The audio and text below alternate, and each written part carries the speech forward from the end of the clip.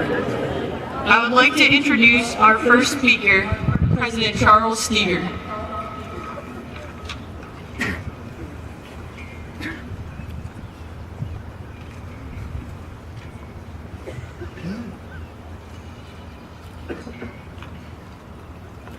Well, good evening, and thank you all for coming together tonight and to help us mark an anniversary of events that are almost too terrible to remember, but we will never forget.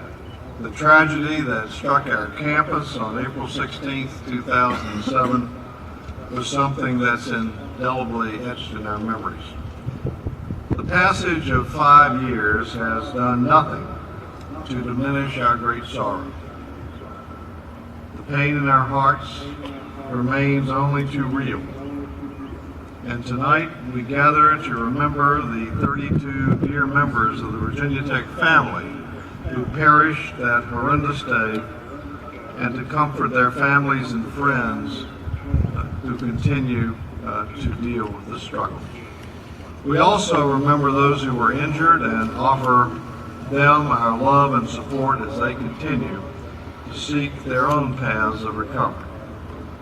As we come here in the twilight, I am again reminded of some very wise words that truly it is the darkness that one finds light. So when we are in sorrow, then this light is nearest to all of us. Last night at midnight, a single 24-hour ceremonial candle was lit by a flame carried from inside Burroughs Hall. The light that continues to shine from Burroughs symbolizes the promise that the Virginia Tech community will always remember the lives of those lost on April 16, 2007. A little later in our ceremony, there are 32 remembrance candles that will be lit from the single flame of the ceremonial candle, and we will begin to spread the light throughout the crowd. Once the remembrance candles are lit, we will take the light from the ceremonial candle and distribute it to you. The Hokie community, in memory of those who lost their lives on April 16, 2007. So we ask that you please wait to light your candle until you receive it from the light of the ceremonial candle. It is our fervent hope that, like the candles you hold, you will be a light, bringing illumination to the darkness of our memories and show the way to a brighter tomorrow. Thousands around the world have reached out to this community, supporting us in our days and years of need and offering us the light of their love and compassion. Such support continues today. Here on campus, we've had the Run in Remembrance, the community picnic, remembrance through the Arts and Science Showcase, the Healing Through Art exhibit, and times and places for quiet reflection. Across the nation, our alumni and friends are giving back to their communities through their remembrance events. All these events symbolize our resolve to never forget those we lost that horrible day, and our continuing support for their families and loved ones, as well as those injured in body or soul. And our commitment to move forward with our belief in the prosum that I may serve. The world has seen and marveled at the resiliency of the Virginia Tech family, and I ask you to continue to be strong. Be mindful of those who suffer in misfortune and to be of service to others. Remember the loving hands of family, friends, and this community, and extend that strong arm of support to others in this community across the nation. And finally, it is our most ardent wish that this special remembrance ceremony will help sustain you and provide you with a measure of peace, comfort, and strength.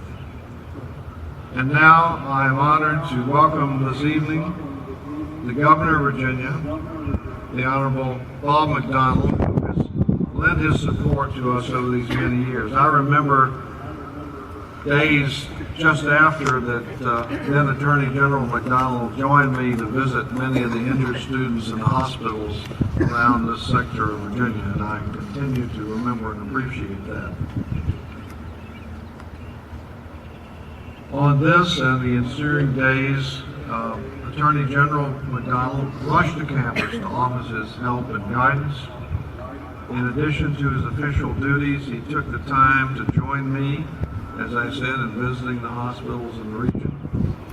And we greatly appreciated his help during the turmoil of those days, and we are grateful for his continued support. So ladies and gentlemen, please welcome the Governor of the Commonwealth of Virginia, the Honorable Robert McDonnell. Governor.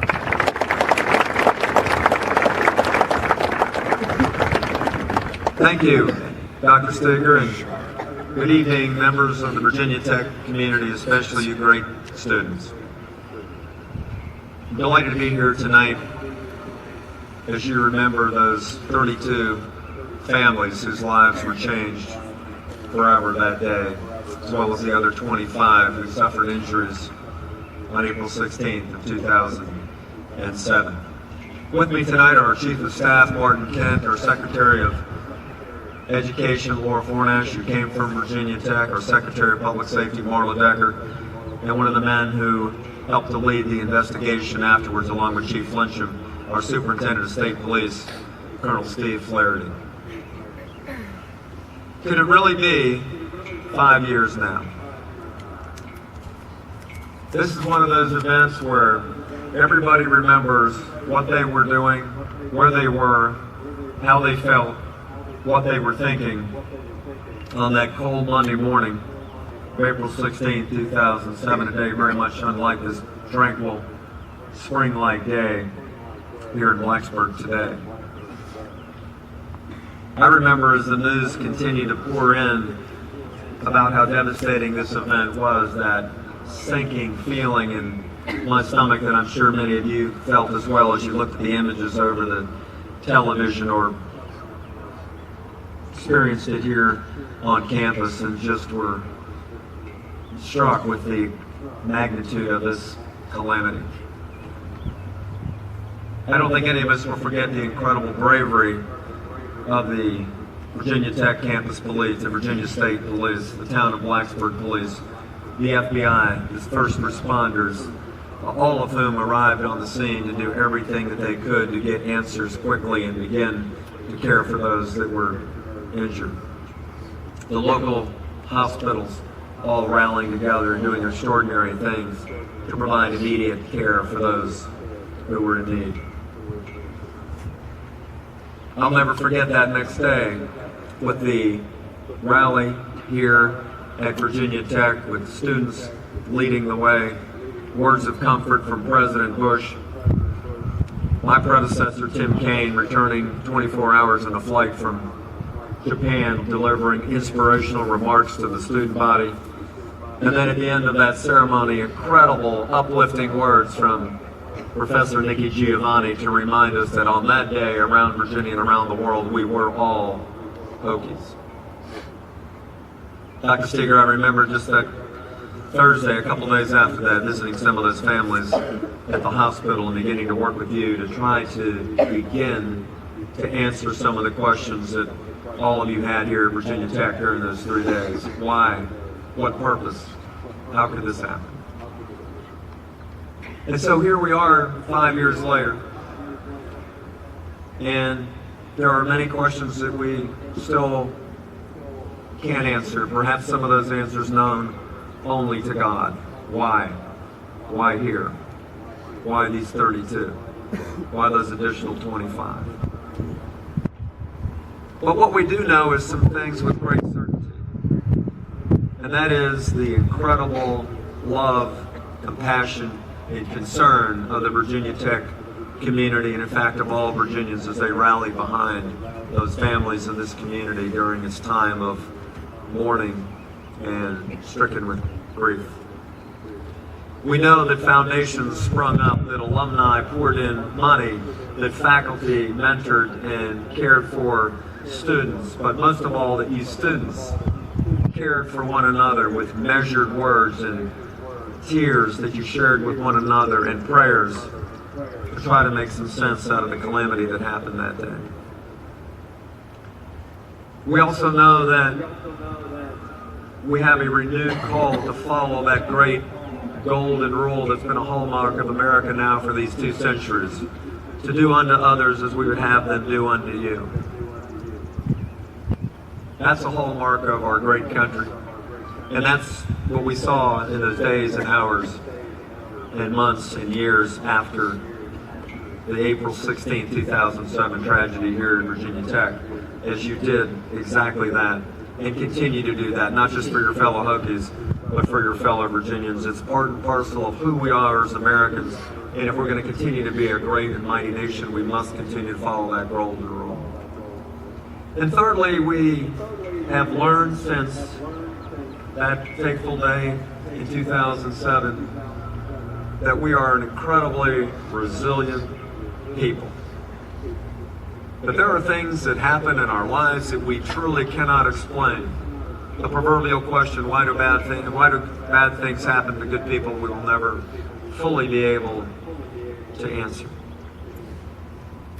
But what we do know is through the tragedies that occur, that we have a duty to find our way through those, to help our neighbor, to persevere, to learn from the things that happen, to make changes in policy, to improve the way we deal with one another, to be kinder and more compassionate and more gentle to our neighbor, to embrace a culture of life and compassion and healing and outreach and understanding between students and faculty and the broader community. And you've done that in an extraordinary way. And so, while there are questions that still may remain, I want to say that what you are doing here tonight, in this moment of remembrance, you've chosen not to curse the darkness, but you've chosen to light a candle. That reflects, I believe, the greatness of this community and the greatness of our state. So let us all embrace one another, perhaps a little closer than when you got here tonight. Let us do a little bit more to usher in a greater understanding of each other, to celebrate our differences as we have for these several centuries of our republic. And as we leave here, and as you approach graduation, and I'm going to be delighted to be back in just a couple of weeks as my daughter graduates from this great university, I think the cry tonight is the same one that it was 5 years ago. And that is being together, remembering the 57 families that were changed forever. But once again today, we are all Hokies.